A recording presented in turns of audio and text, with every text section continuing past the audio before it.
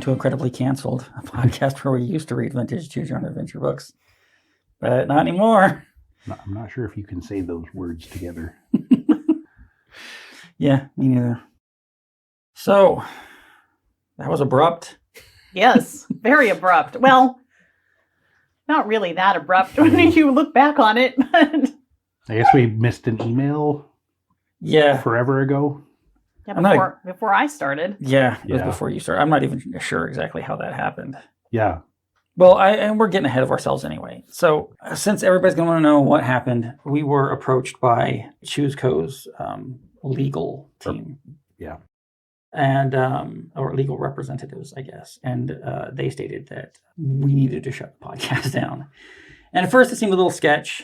So I tried to get a hold of CHOOSECO themselves. Didn't ever get a response specifically from them, but did get a response from the lawyers saying, hey, you tried to get in touch with our client and you were requesting the email that we said that they had sent. So here's a copy of that. And they showed me the email, which was dated 2019. Yeah. Did you go back through the old?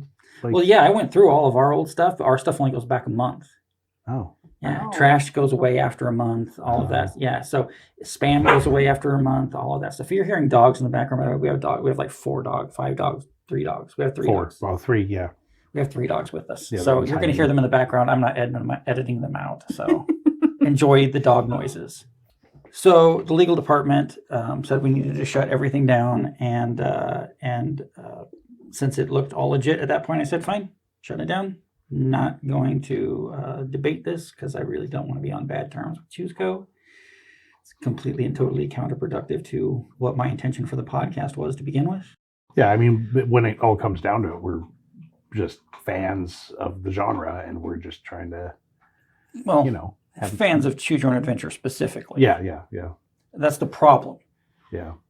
Saying Choose Your Own Adventure as a genre is the problem because it's not a genre.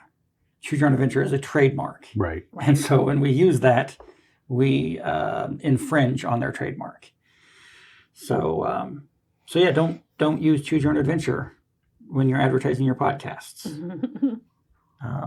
Another thing that I found out that I was unaware of was that they allow for up to 300 words of their book to be read, or about 3 minutes worth of podcast. So we were blasting by that by a lot, 100 to 200%. Sorry. 300%. Yeah. So if you wanted to do like a 5-minute podcast, you might be good. Yeah. If you wanted to read 1 page of a Choose Your Own Adventure book and call that your podcast, you're probably set. There are probably grounds for like fair use that we could have challenged it on, but I don't think that there was a judge in the whole wide world, even if we had the money, who would have sided with us in the end. Like that just never happens. So true. But yeah, I mean, we weren't reading the entire books, and we were commenting on it, so it is transformative. But I don't know if it's even technically speaking transformative enough. So who knows? The easiest thing to do is just shut it down, not put up a fight, not throw a fit. It's not where I want to be with CHOOSECO. It's not where I want to be with Choose Your Own Adventure. All things considered, we had like roughly 50 books left to read before we completed the series, and basically all that's happened here is that they saved me about 50 books worth of editing to do. So right. I can't be that mad, to be honest. And one of them was the most expensive book, right? Well, one of them was just the hardest to find. And like when it comes down to it too, it's not like they would have gotten a whole lot out of it. We weren't like making money off of this. We were doing it for fun, Yeah, we didn't make a dime off of this. In fact, we spent money. Yeah, we spent a ton of money. Yeah. between the books and the websites and whatever recording equipment. I mean, Yeah. But there was initially a talk. Well, there was a talk at some point, I think when Jill was still in the podcast, where we started talking a little bit about the possibility of starting a Patreon. And I don't know if we ever actually sat down and talked about it, about our feelings about that in general, but I kind of came to the conclusion that I wasn't actually interested in making money off of this podcast because it felt like making money off of somebody else's work, right? Yeah. Which wasn't really what I wanted. Plus, it's like a totally separate job to run that sort of stuff above and beyond the podcast, which none of us are interested in. Sure. So that's really the whole story. There's not a whole lot to it. I can't say I didn't probably see this coming after the whole Bandersnatch Fucking debacle. incriminate us. I'm saying after the Bandersnatch debacle, though, with Netflix and stuff. Sure. Like I did kind of get some concerns, but the odd thing to me though is that we never saw this email. But yeah, it brings up the original that one. brings up some weird stuff. We did apparently get the email. I don't know if it wound up getting caught in our spam filter or if I just wound up deleting it because it was an address I didn't recognize because it wasn't directly from CYOA. It was from somebody at CYOA, and I didn't recognize the name, and I probably wouldn't. I probably would have saw the name and deleted it, not knowing who or what it was. But I honestly don't remember seeing the email at all. Yeah. So it might have got caught in our spam filter. We hit a point pretty early in the podcast where somebody started putting our web address into like spam sites, and we just got bombarded with a shit ton of like spam from all sorts of other sites. I don't remember the name of the guy. Like his name actually was showing up, and he was giving our email address. It's the spam email. As the spam email. Man. So we were just getting bombarded with spam. So I cranked up the whole of the spam filter settings really high. So there's incredibly likely, like even some of the, all of the CYOA advertising emails that we got, those went straight into the spam filter too. So there was some weirdness though, because it was like one of those things where apparently they only sent us one email. We only got one email. And they never reached out response. again after that. Yeah. For 3 whole years. For 3 years, they never once tried to reach us again. Seems to be the case. There may have been more emails, and the lawyers just didn't send those to us. But it sounds like there was only one email that was sent, and no other attempts for them to try and reach out to us, which felt like we weren't really that big of a priority. Mm-hmm. And at one point, I'm not going to name or gender them, but at one point we had a current author get a hold of us and want us to review one of their books. And we had a little bit of back and forth, and they eventually came to the conclusion that it probably wouldn't be the best idea because they weren't sure if CYOA would like the adult nature of our podcast. Right. So we weren't really sure how much CYOA was even involved in that conversation. So that was probably, I mean, it seemed like it was just a call. I said we weren't gendering them. Their call. It seemed like it was their call. Edit right here. It seemed like it was their call overall from the way the conversation went. But yeah, it could have been cool, but also would have probably had to get. For fuck's sake, Jason. Sorry, I'm just gonna shut up now. Seems like they would have had to get permission either way. Would be my guess. Yeah, well, we would have the book that we would have gotten would have come from marketing from CYOA itself. Yeah. So CYOA would have been involved one way or the other. And it would have been a newer iteration. Yeah, but we wouldn't have actually read it on air. We would have read it individually and done a review about it. Oh, okay. Yeah.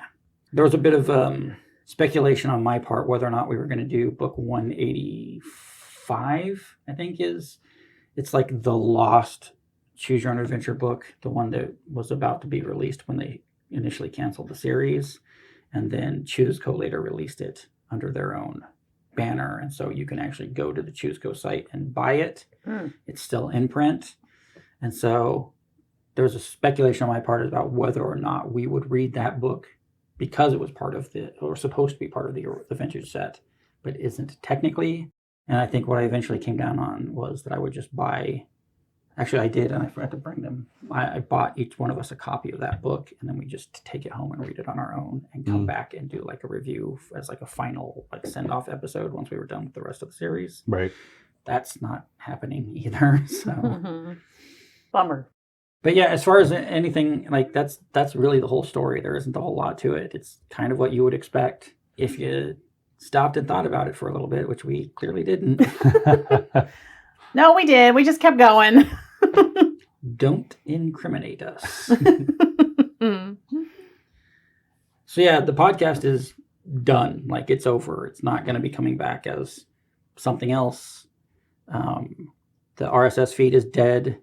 If you are listening to this episode, you are probably listening to it on YouTube, or you downloaded the MP3 directly from our site. I'm not sure how much longer the site is going to be up. I think July is when the next payment is due for it, and we may just shut the site down before then. But YouTube will stay up. There'll only be one video on it, this one, but the YouTube will stay up. The Facebook will stay up. Twitter will stay up. So if something changes, we'll still be able to get a hold of you guys, or you can get a hold of us if you want. And the email will still be up, but I can't guarantee that you'll get past the spam filter. But that's it for the podcast. I don't know. I was trying to think of ways to spin it too, but I mean, honestly, at this point, going anything choose your own adventure probably wouldn't be a good idea. Even if it was like you said, just read the books off air, come back and review. It could be a thing, but that sounds about as exciting as our movie review thing went. Well, yeah, I'm not interested in doing reviews really. Yeah, I'm not good at it, so. That's one thing, but also I'm not really interested in poking the beast anymore. Exactly. Yeah. I don't really know where Chusco is going to fall on us doing anything choose your own adventure related at this point. So yeah. And frankly, this was just supposed to be fun. If it's not going to be fun, then Yep. Do something else fun. Maybe. Hopefully, who knows? I don't know. We'll figure that out. I imagine. If we do, we'll post it up in our socials, so you'll get some sort of warning. I'm not sure if we are like strong enough personalities to have attracted a fan base that just wants to hear us, as opposed to the people who wanted to hear choose your own adventure stories. Right. I mean, my dental hygienist Megan wants to hear me. Sure. Shout out to Megan. Sure, hi Megan. But yeah. Yeah, Connie said Megan was pretty sad. Yeah, Megan was not that happy. it was done. Yeah, we got a few John. responses, people that weren't terribly happy. Was it John? No, I Something? don't think so. There was one dude that was like, "Oh, I wanted to hear your take on this." Yeah, it's Jordan. Jordan. Yeah, It was something like that. yeah, Yeah. he's a pretty big choose your own adventure aficionado. But yes, thank you to the people that were listening this entire time. That was appreciated by us. Yeah, it sure was. And We had fun doing it too, so we're glad. Either way, we I had mean, a lot of fun breaking the law. yeah, yeah. And we're glad if any of you who were listening to you had fun. Like, we're glad we all had fun together. And don't be mad at Chusco. Like, they need to do this to preserve their trademark. Yeah. So we are the ones at fault. We are the ones that fucked up. They are doing what they should be doing. So yeah, we just don't have enough legalese to apparently think about those things. So well, my general thought was, since we're reading books that are no longer in print, it wasn't going to be Right. a huge deal. yeah, we weren't planning on going past. The vintage line. Yeah, But I mean, who would have thought that copyright doesn't give a shit if the book is in print or not? It still exists. So right. Yeah, when is it public domain? How old will we be? like, we will be like dead Oh, darn. by quite a bit by the time the book's going to public domain. I think it's 95 years after the death of the author. No. So, Well, darn. yeah. R.A. Montgomery passed away in 2014. So Oh, yeah. we're Yeah. a long way from public domain for his books.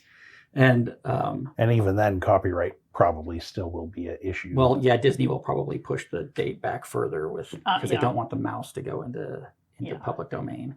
But anyway, it was fun. We had fun. Thank you for listening. Thank you to Chusco for ignoring us for 3 years. Mm-hmm. Although it does make it a lot harder to get the podcast completely scrubbed from the internet. Hint, hint. So you might still have time. Anything else? No. Thanks, everybody. We'll catch you on the flippity flop. Yep. I'm Jeromy. I'm Jason. I'm Connie. The final actual end.